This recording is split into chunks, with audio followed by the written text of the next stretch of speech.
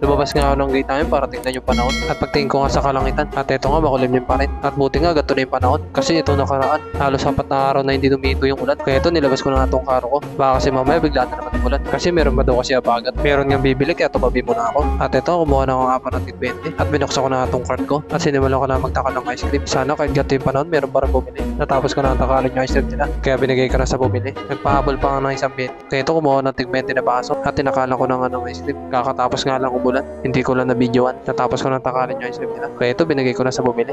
Pagkatapos na yun, sinarado ko na tong cart ko. At di na rin ako nagtagal. Umalis na rin ako dito. Shoutout nga pala sa dalawang bumili sa akin. Kasi lagi na pinapanood yung vlog ko.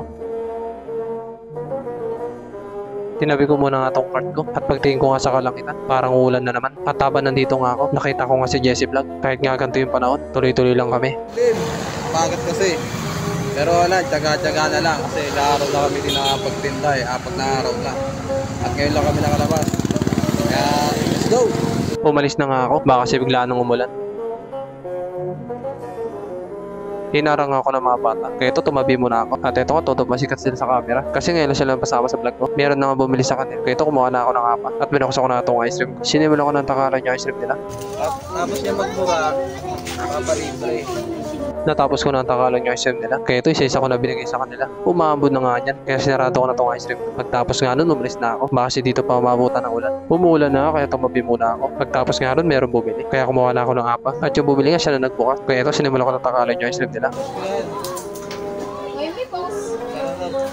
Natapos ko na ang takalan yung ice cream nila. Kaya ito binigay ko na sa dalawang bumili. Pagtapos nun, sinarado ko na tong ice cream ko. At shoutout nga sa mga bata na to. Umalis na nga ako kasi lumalakas na yung ulan. Hirap talaga pag ganito may abagat. Tumabi mo na nga ako at kinuha ko nga tong payong ko kasi lumalakas na yung ulan. Akala ko maganda na yung panahon. Hindi pa pala. Meron pa kasi nga abagat. Kaya ganito yung panahon. Pero kahit ganun, tuloy lang sa buhay. Ayun nga mga boss no, ayun na yung abagat. Umuulan na naman.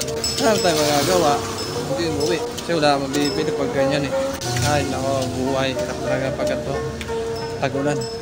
Habang pauwi nga ako, natanong ko nga tong utol ko. At sabi nga niya matumal daw. Sabi ko sa kanya parehas lang kami. Pero kahit gantong maulan, tuloy pa rin siya sa paglalako. Kasi ulan lang daw yun, salpitero siya. Huminto na nga yung ulan at tumabi muna ako. Kasi nakita ko to, tropa ko nagtataho. At malamig nga yung panahon ngayon, kaya bibili ako sa kanya. Basta ka na taong. Ito. Dapat ka di ka nag-viral. Dapat ka di ka nag-viral. Yan o, shoutout na niya. Inabot na nga sa akin na tropa ko nagtataho yung tao. At bagong luto nga yung tao niya ngayon. Sakto to sa taglamig, kaya buti pa tong tropa ko. Hindi tinutuman. Sarap ng taong mo, pre. Shoutout sa'yo, pre. Shoutout na. Taong mo, pre.